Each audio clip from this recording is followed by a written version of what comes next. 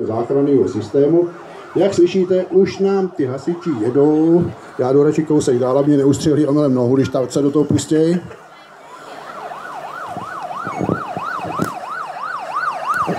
Ještě chci dodat, že jsme domluveni, běžte dál, prosím vás, běžte dál.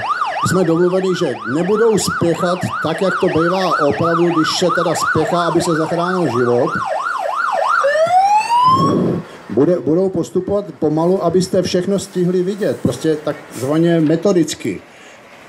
Nyní vidíte, když se dostavili na místo, že ta jednotka vystupuje, velitel víceméně obhlídne vozidlo, aby věděl, co je čeká.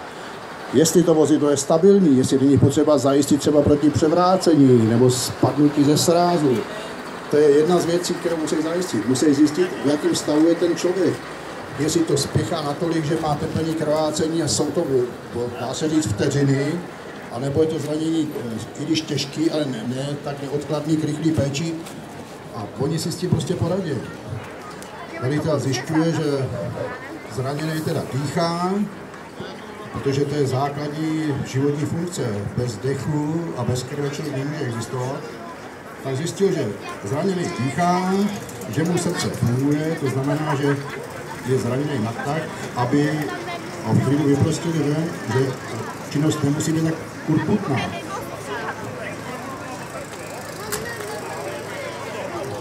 Viděli jste, že vytáhli respirák, to je zařízení, který umí, tak teď kluci chtěli do toho zakousnout.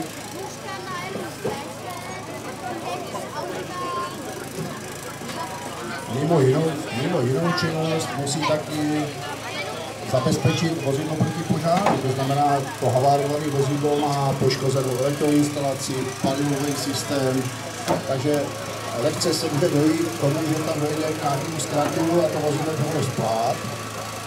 Takže většinou velitel zásahu nařídí, ať si vydají acící přístroj aspoň, případně vodní proud. Vidíte, že ta síla toho Lukasu je úžasná, že se s ničím nepárá. Tak teď se dostali k baterii, zjistili, že to je v pořádku, že tam nic nehoří, případně baterku odpojí.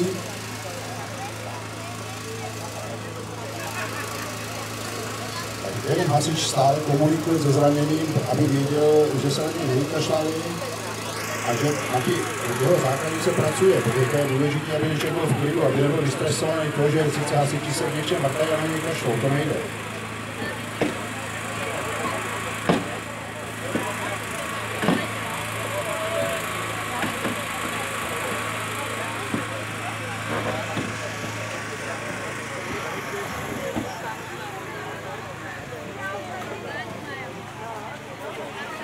Hasiči se dostávají pátými dveřmi do vozidla, zatím odolává, přestože, jak bych to řekl, ten skoro nová Škodovka je trošku zrzavělá, ale přesto odolává.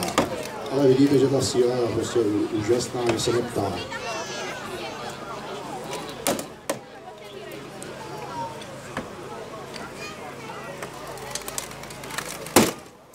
Vidíte, utrhli vlastně zámek pátých dveří a ten záchranář, který má na starosti toho člověka, se dostává k němu, aby mu nasadil fixační límec na krk, protože jedna z nejčastějších nebo velmi vážných úrazů je poškození pátové, takže je potřeba zafixovat tu hlavu proti pohybu, aby nedošlo k dalšímu poškození, pokud už tam nějaký, aby se to nezhoršilo.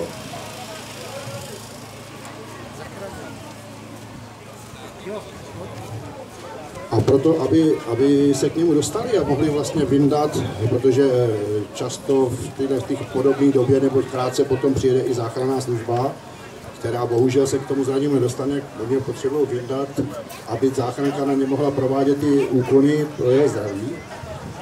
Takže zřejmě otevřou bok toho vozidla, tím, že ustříhnou sloupky a ten bok celý otevřou a bude krásný přístup pro toho člověka a oni ho vyndají bez toho, aby s tím nějak křivě manipulovali, aby ho nepoškodili ještě víc, než je. Vidíte, že zakrývají dekou, která ho chrání, kdyby se roztřísklo nějaký sklo, aby ho nezranilo, takže toho člověka kryjou dekou.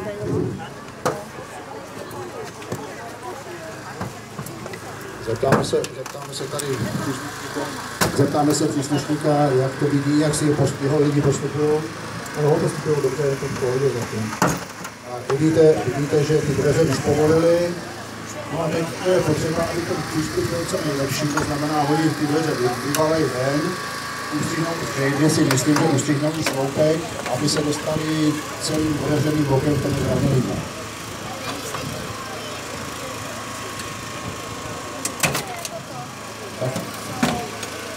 Teď prostě urvali panty, aby dveře nebudou překážet.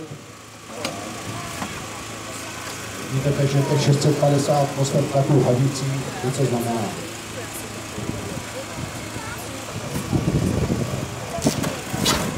Nyní uvidíte, jak nůžky, nemají nůžky, tady se pořád rozpíná, když se podíváme pískem, ale tak pořád rozpíná.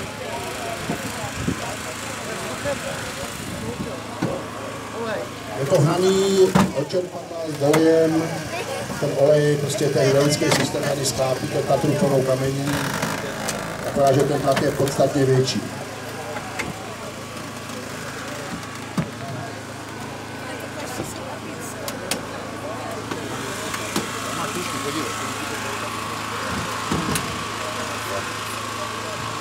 Tak, zadní dveře budou odborně demontovaný, skoro bez poškození, možná, že ještě budou zpravit.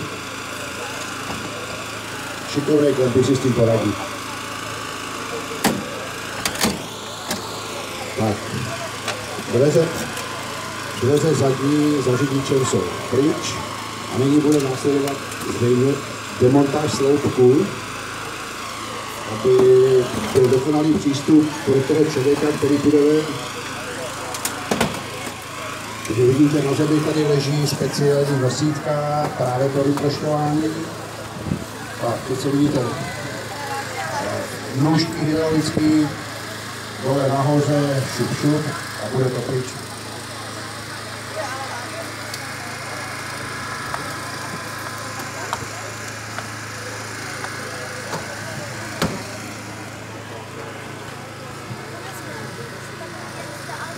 Vidíte, že to nebyl žádný problém.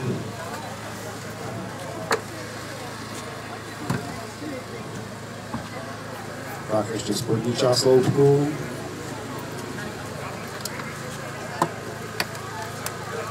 U nových vozidel, ne jako tohleto, ale u nových vozidel je problém, že někdy ve sloupkách bývají třeba předpínače pásů.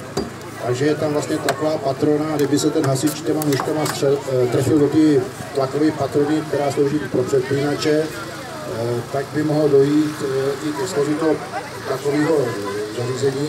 A to právě mají hasiči takové tabulky, aby věděli, že u určitého typa vozidla je tam a tam předpínač, aby si na to dávali pozor. To samé jako kdyby nebyl vystřelený airbag u řidiče, tak by měli na to si dát takzvaný zachytovač airbagů, kdyby nebyl venku, tak v případě toho zásahu by mohli iniciaci toho airbagu a mohlo by to zranit nejenom znovu toho řidiče, anebo hasiče. Proto se na to dávají takzvaný zachytovače airbagů. Vždycky jo. Tak vidíte, že už teď je přístup pro toho zraněného dobrý, že teď se k němu konečně dostanou hezky, připravili si nosítka a dojde opatrnému transportu na ty nosítka s tím, že jakmile bude venku, už může nasledovat zdravotnická záchranná služba veškerou svoji činnost. Tak všichni vás poprosím, 4 roky zpátky. Směřovat k tomu, aby ten člověk byl dobře zachráněný, aby se mu dařilo co nejlíp.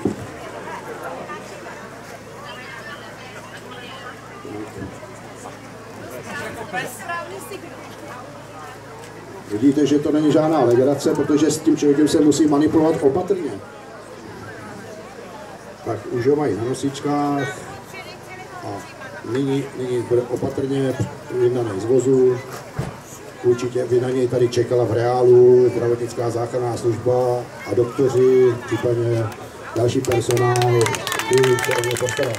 Takže vidíte, že činnost dovedla se k zdárnému konci. Řidič byl zachráněný, doufám, že ta záchranka tady nenechá, že dlouho, aby nemusel tam kopal. A ten člověk